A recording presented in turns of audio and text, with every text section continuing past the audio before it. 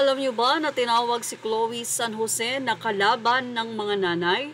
Yes, dahil hindi lang isa kundi dalawa ang pinasakitan niya. Unang-una na ay ang kanyang ina na ayon nga sa kwento ng kanyang ina na si Mrs. Marie, nagsalita siya para sa kapakanan na rin ng kanyang mga kasalukuyang anak dahil nadadamay ito sa kasalukuyang pinagdaraanan naman ng anak na si Chloe, na ang nais lamang niya ay mapabuti pero ayaw siyang sundin ng kanyang anak. Isang bagay din na binahagi kamakailan lamang ni Mrs. Angelica Yulo na ayon sa kanya, siya ay isang ina na nalulungkot dahil ang kanyang anak ay hindi na sumusunod sa kanya. Sa Tony Talks, nilinaw ni Chloe San Jose na lahat daw ng desisyon ni Kaloy ay wala siyang kinalaman pero hindi naniniwala ang mga netizen dito. Narito ang ilan sa mga naging pakayag o buwelta ni Chloe San Jose sa mga netizen. Say nila, mag-thank you ka man lang sa nanay ni Kaloy. Kung walang nanay, si Kaloy, hindi mo makikilala si Kaloy. Bless mo na.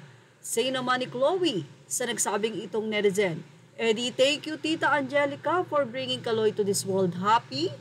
Say naman ng isa, kay ayos-ayos ng pamilya, sinira mo para sa pansarili mong mabuti kang pangsarili. Kung mabuti kang tao, makipag-ayos ka sa pamilya ni Carlos at kung totoong mahal mo siya, galangin mo ang nanay niya. Dito ay medyo may sagot si Chloe na malayo sa suggestion ng netizen. How do you really know kung maayos sila sa family? Kilala mo sila personally? For lol, cause me, I can tell you all sorts of stories, hehehe. And if she truly loves her child, she will know how to respect her child's boundaries and decisions in life plus provide guidance. Sa mga sagot na ito ni Chloe, halatang wala siyang pinakikinggan. Pwes, nanay ngang sarili hindi pinakinggan, si Angelica Yulo pa kaya o kung sino pa man. Well, ilan sa mga naging pakayag ni Chloe ay inilabas kamakailan lamang ang mga screen grab, ang mga pambuelto sa kanya at ang mga hindi magagandang salitaan nila ng bawat pamilya. Pero dito may say din ng mga netizen matapos siyang ma-interview sa Tony Talks. Anila, ngayon solo na interview, Imaw, naku girl, kilala ka dito sa Australia. Say naman ng isa, kilala siya siguro ng mga marites na may Pinoy na Australia na kahit nasa ibang bansa na bulok pa rin ang mag-isip.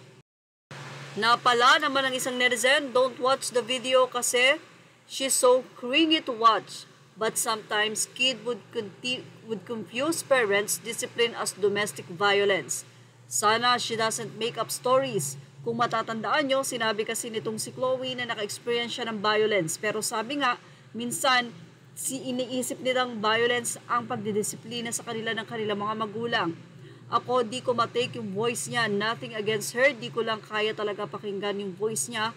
Kung si Andrea madaming nagsasabing pabebe magsalita, si Chloe parang 10 times pa nun. At habang tinatype ko, na-realize kong gusto ni Kaloy ng mga ganun kasi crush niya rin si Andrea.